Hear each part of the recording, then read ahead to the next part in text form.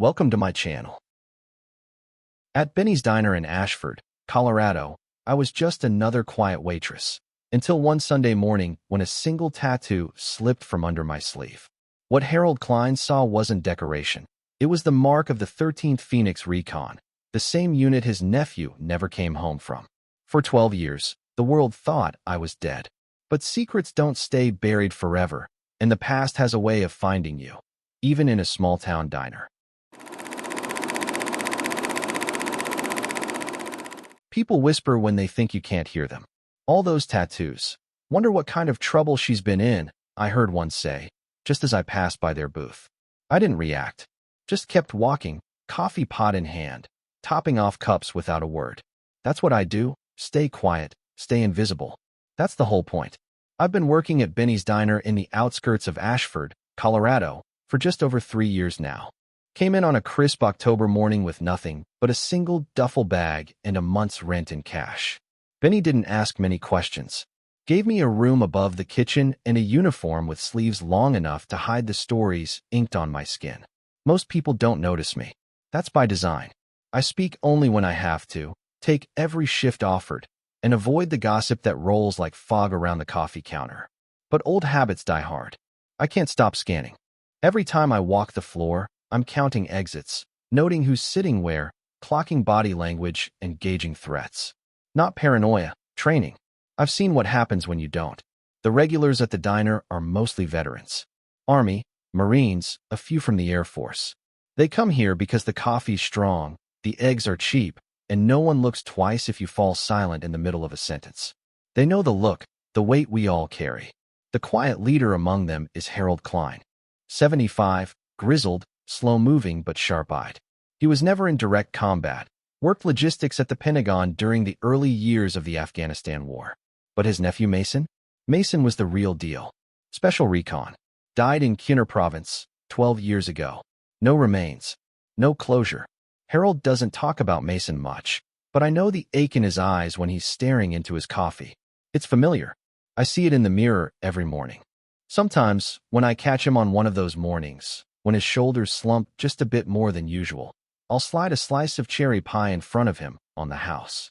Just felt like it, I say. He never protests. There's something about him that reminds me of Mason too. Not the face. Mason was younger, stronger, but the spirit, the loyalty, the pain. The local kids, early 20s and always bored, aren't as kind.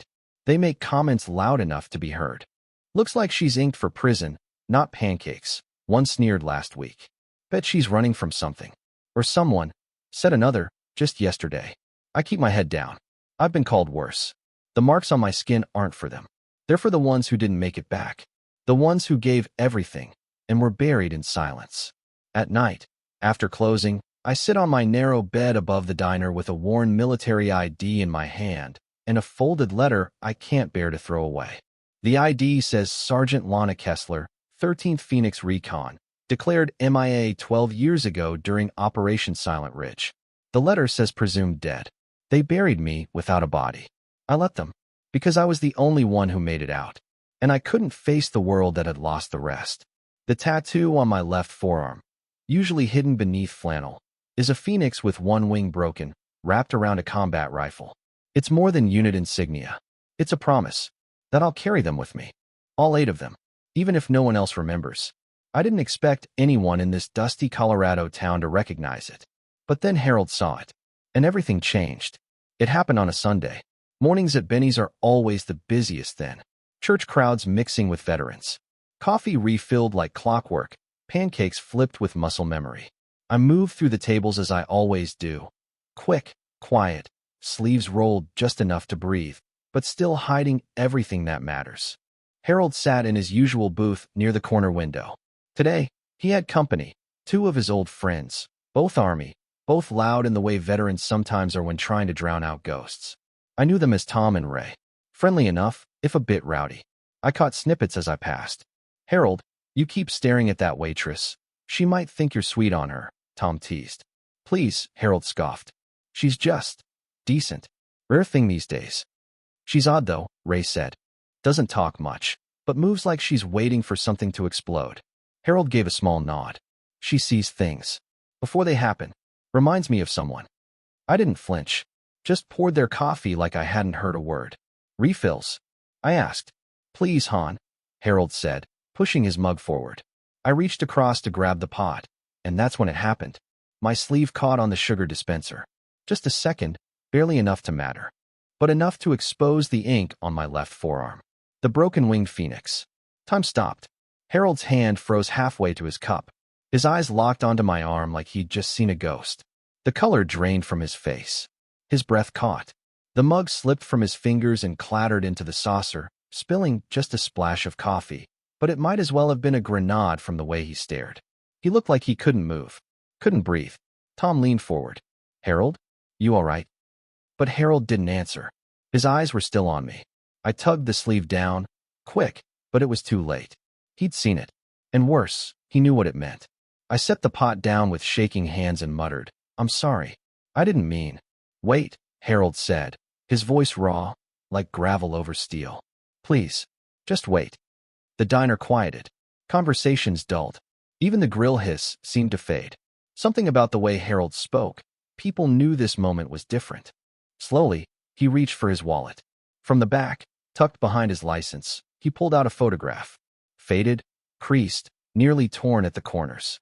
He unfolded it with trembling hands and laid it on the table. 9 people in dusty fatigues, grinning like the war hadn't yet touched them. One of them, front row, left side, was Mason, and on his left forearm, clear as day, the same tattoo.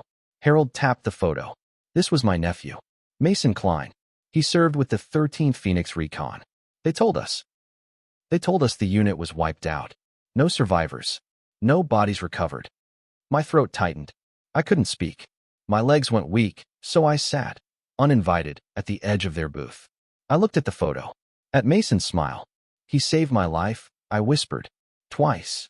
Harold leaned in, hope and grief battling in his eyes. You were there? I nodded. Ray and Tom stared in stunned silence. But Harold's hands were shaking so hard I had to reach across and steady them.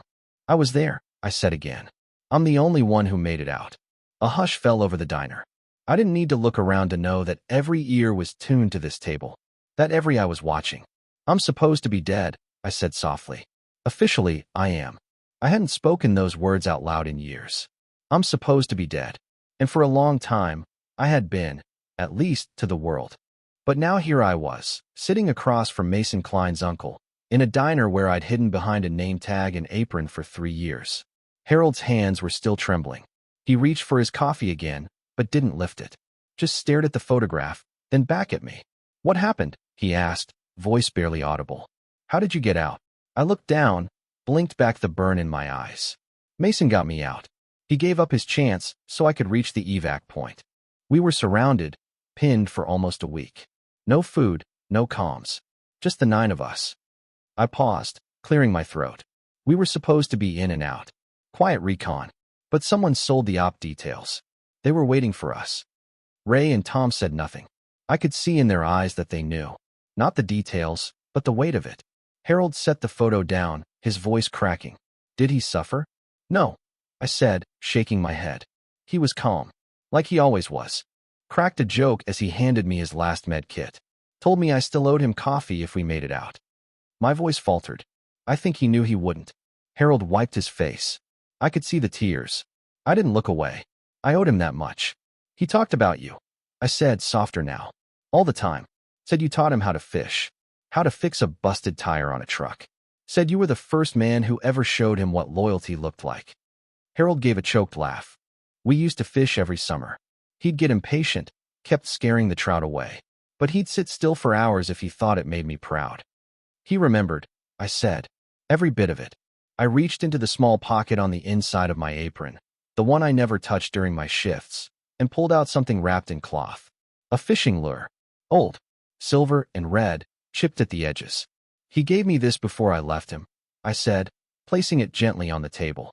Said it was from your first fishing trip. Said I should give it back to you if I ever made it out. Harold stared at it like it held the weight of a mountain. I thought it was lost, he whispered. I thought everything was. I shook my head. Not everything. The moment held, deep and raw. I could feel the silence in the diner around us. Not judging, not interrupting. Just listening. Bearing witness. I tried to go back to normal life, I continued. Tried to return to my unit. But everything was sealed. Classified. They scrubbed the mission. Said it never happened. Told me if I spoke up, I'd face consequences. Ray finally spoke. That's why you disappeared. I nodded. I had to. I couldn't face the families. Couldn't pretend I was fine. So I came here. Found a quiet job. Lived quiet. But I never stopped carrying them. Harold reached across the table and took my hand. His fingers were rough, strong despite the tremor. You carried them well, he said. And for the first time since that mission, I felt like I wasn't alone. Rose, the diner owner, must have been watching from behind the counter because she came over without saying a word and laid a gentle hand on my shoulder. Honey, she said, voice soft but steady. Why don't you take your break now? I'll cover your tables. I just nodded. Couldn't speak. My throat was raw from the memories, and my chest felt too tight to breathe properly. Harold turned to his friends.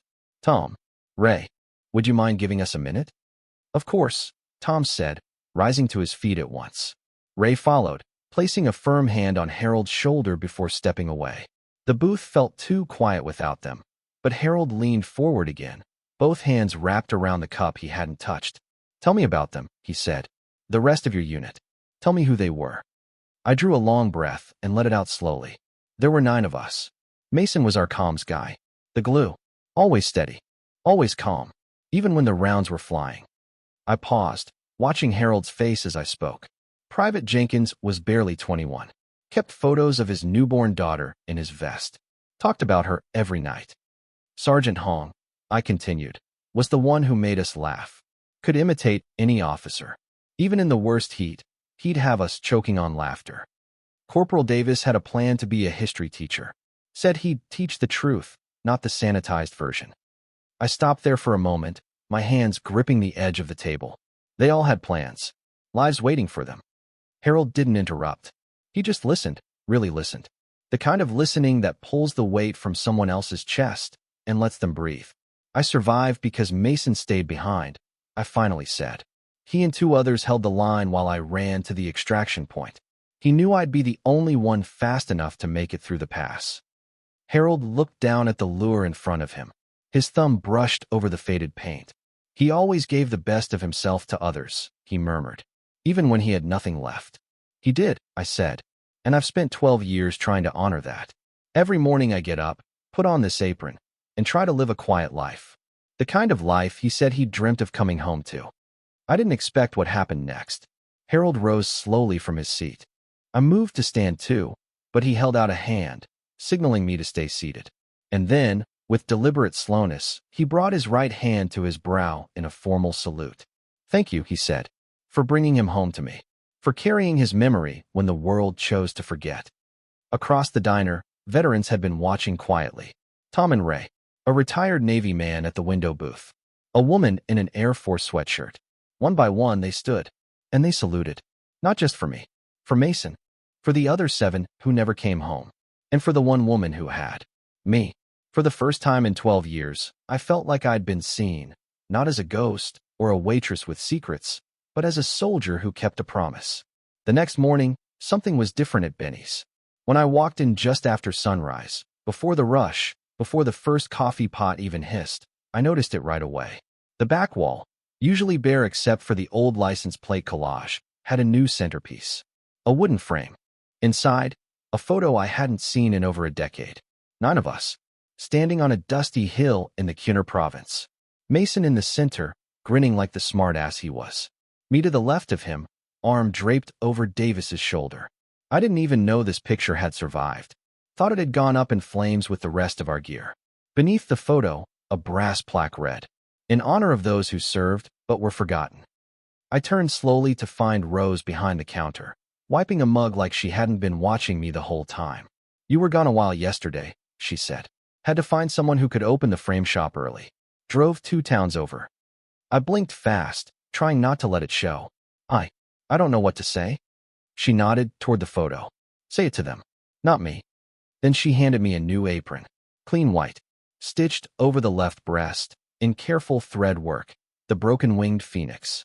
"Every hero deserves to wear their colors," Rose said. Later that morning, The regulars filtered in. And something had changed.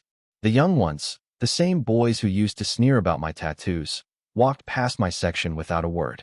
One of them left a note with his tip. "I'm sorry we didn't understand. Thank you." By noon, Harold arrived, carrying a small wooden box. "Something I've been meaning to give you," he said, setting it down at the counter. Inside were Mason's medals, bronze star, purple heart, campaign ribbons, all neatly arranged and wrapped in cloth like they were holy relics. "I can't take these," I told him. "You can't," he said firmly. "Because they're yours too. You knew what he fought for. You were there when it mattered." That afternoon, Harold made an announcement to the diner crowd. "We're starting something new," he said. "A weekly coffee circle. Veterans only. We'll tell stories. Honor the ones we lost. And listen, because some of us haven't talked in years." He turned to me. "And our guest of honor, Sergeant Kessler, has agreed to speak first." I froze. I hadn't agreed to anything. But then I looked around the room. At the faces, the waiting eyes. They weren't strangers anymore. They were people who knew what it meant to carry names inside your bones. So I stepped forward. And I spoke. For the first time since coming back from the dead, I told the full story. Not just about Mason. About every member of the 13th Phoenix. About the photos Jenkins carried. The jokes Hong cracked. The future Davis never got to build. I gave them back their names. And when I finished, there wasn't a dry eye in the room. But more importantly, there was understanding. The kind that doesn't need to be spoken. The circle met every Wednesday after lunch. Word spread faster than I ever expected. Veterans started driving in from the next county. Then 2 counties over. Most weren't looking for fanfare. They just wanted to be heard. To say names no one else remembered. To feel, even for an hour, that someone understood what they'd left behind on foreign soil. At Benny's, they found that. At first, I only spoke at that first meeting. But stories have gravity, and once one is told, others rise up from beneath the surface. I found myself sharing more, little memories, training mishaps, late-night watches, dumb arguments about music playlists and coffee brands. The small stuff that keeps soldiers human. And the pain too. Especially that. One afternoon, a kid came in. Jake, I think his name was. Maybe 20. One of the same ones who used to whisper about my tattoos. He walked to the back of the diner where the veterans gathered, holding 2 cups of coffee and shaking hands. He placed one in front of me, not meeting my eyes. "This one's on me, ma'am," he mumbled. "And I'm sorry for the things I said." I nodded. "Thank you." He turned to leave, but Harold called him back. "Son," he said, voice kind but strong, "apologies are good. But the best kind comes with learning. Pull up a chair." Jake hesitated, then sat down and listened. From then on, he never missed a circle. A few weeks later, he told us he'd enlisted in the National Guard. "Because of you," he said, eyes locked on mine. "Because of the stories." Harold beamed like a proud grandfather. "This is what service looks like," he told him. "Not always boots and bullets. Sometimes it's sitting here, remembering, teaching." Me? I still poured coffee every morning. Still cleaned the booths. Still wore the same apron, only now with my sleeves rolled high. No one asked me to hide anymore. The Phoenix tattoo became something different, not a reminder of death, but of what survived, what refused to burn. The town shifted too. Rose added a hero's corner to the diner wall. Photos, names, units, a growing display of quiet reverence. And me? I wasn't hiding anymore. I was home. By the time winter rolled in and snow dusted the sidewalks of Ashford, the diner had transformed into something sacred. It wasn't about the food anymore, though Rose still made the best biscuits this side of the Rockies. It was about the silence between words. The way veterans nodded at one another when no one else noticed. The slow, deliberate way stories found their way out of old, hardened hearts. One Wednesday morning, Jake showed up in uniform. Clean shave, nervous smile. He looked like a boy playing dress-up, but there was a steadiness in his eyes that hadn't been there before. "I ship out in 2 weeks," he said, like it wasn't real until someone else heard it. Harold clapped a hand on his shoulder. "You'll do fine, son." Jake turned to me. "I want to make you proud. You don't owe me anything," I said gently. "Just carry what you learn, and pass it on." He nodded, then pulled out a small notebook, dog-eared and stained with coffee. "I've been writing down everything I've learned in here. From the circle, from you all." That hit harder than I expected. After Jake sat down, Harold leaned over to me. "You see what you've done?" I shook my head. It wasn't me. No, he said. But it started with you. I didn't know how to respond to that. All I'd ever done was survive. Some days, barely. But maybe survival meant something more when it became a bridge for others to walk across. That afternoon, I shared something I'd never told anyone, not even Mason while he was alive. Our last night, I said, before the mission went sideways, we made a promise. All of us. If any of us made it home, we'd find a way to serve again. Not in uniform, necessarily, but in life, in kindness, in truth. I looked around the table. At first, I thought I broke that promise. Hiding up in that room, pouring coffee, pretending to be someone else. I paused. But maybe this, I gestured to the diner, the wall, the people. Maybe this is what he meant. Serving doesn't always wear stripes or carry a rifle. Sometimes it wears an apron. Sometimes it just listens. Jake wiped his eyes. He wasn't alone. The coffee grew cold in our mugs, but no one reached for a refill. We just sat there, holding silence like it was a gift. Spring came slowly to Ashford. Snow turned to rain, and the fields beyond the diner turned green again. Life stirred, quietly and stubbornly, just like us. I started noticing small changes. Veterans who used to sit alone now joined tables without hesitation. Strangers who'd never spoken outside of military bases were now talking about grandkids, fishing spots, even plans to visit one another. Jake wrote me a letter from basic training. Said the physical part was rough, but the real challenge was learning discipline. Funny, he wrote, but I feel like I learned more about it sitting in your circle than I ever could running laps. He signed it, proud to be following the footsteps of warriors who wear aprons and tattoos. I pinned it to the bulletin board behind the counter. One morning, a man came in, tall, gray suit, clipboard in hand. Said he was from a regional paper, doing a piece on local war heroes. He wanted to write about me. Harold cut him off before I could answer. Some honors aren't for newspapers, he said. Some truths are meant to be protected, not published. The man didn't argue. He just nodded, scribbled a few notes, and left. That's how things worked here now. Sacred stories weren't spectacle, they were shared in trust. Still, word of what we were doing spread in the way small-town miracles always do. Families started visiting on Wednesdays just to listen. A Gold Star mother drove up from Grand Junction, left a photo of her son on the memorial wall, and said thank you, through tears. More than once, people asked about my tattoos. But not like before. Not with suspicion. With reverence. They'd point to the Phoenix and ask, what's the story behind that? And I'd say, it's a promise. To remember the ones who never got to come home. The ink used to feel like a weight. Like a secret I had to hide. Now it felt like armor. Because when someone asked, I could tell them. And that meant those 8 names, the ones I used to say only in the dark, when no one could hear, were alive again. 6 months after the first coffee circle, Benny's Diner didn't look like the same place anymore. The booths were still cracked. The coffee still came in chipped white mugs. But something sacred lived in the air, between the low hum of conversation and the old jukebox that played soft 60s ballads. The wall behind the counter had grown. Photos now lined it, in frames donated by townspeople. Every face had a name, a unit, and something handwritten beneath. Usually a quote, a memory, or a message from someone still holding them close. We started calling it the living wall. Not a memorial, exactly. Memorials are for the dead. This was for the remembered. Jake's picture was there too now, smiling in uniform on the day he shipped out for advanced training. He'd sent us a copy with a note scrawled on the back. To the people who taught me what strength really means. Rose started keeping extra mugs behind the counter, labeled with names of the regulars who came for the circle. It was her idea of a membership, she said. Mine had the name Phoenix 9 scratched into it. One afternoon, a teenage girl came in with her father.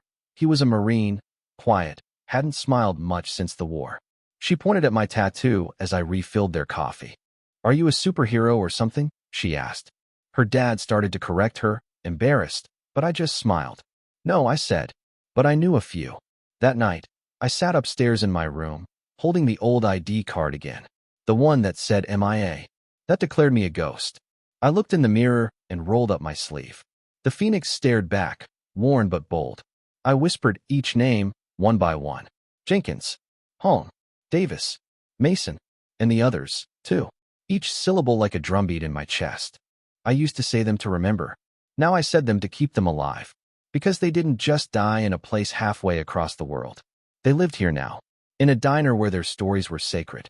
Wednesday mornings now begin before sunrise.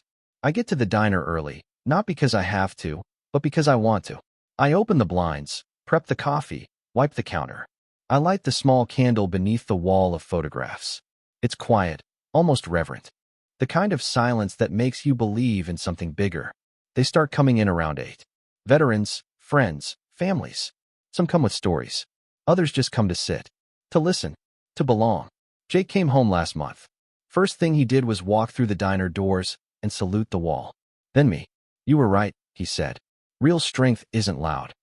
Now he speaks at the circle, helps organize events, even convinced the local school to host a veterans assembly based on what he'd learned here. Harold still leads most of the meetings, but he always gives me the floor last. And every week, I share something new. A letter, a name, a moment from the life we lived before the world turned dark. People listen. They remember. And when I finish, they don't clap. They nod. Some cry. Some sit in silence for long moments afterward. It's the kind of respect no parade can give. One morning, after most of the group had gone, Rose brought me a small wooden sign she'd carved herself. It was simple, but the words cut deep. True heroes wear scars, not ribbons. And sometimes, they pour your coffee. I mounted it above the kitchen door, where I'd see it every day. Not as a reminder of what I lost, but of what I'd found. A family, a purpose, a way to serve again. Because some medals shine in glass cases, polished and untouched. But others live in quiet moments. In the steady hand that refills a mug. In the stories told between bites of pie. In the silence that falls when a name is spoken. 12 years ago, I thought survival was a burden I had to carry alone. Now I know better. Now I carry it with a community that remembers. We don't need headlines or ceremonies. We have each other. And in this little diner in Ashford, Colorado, we keep the fire burning, one cup, one story, one name at a time.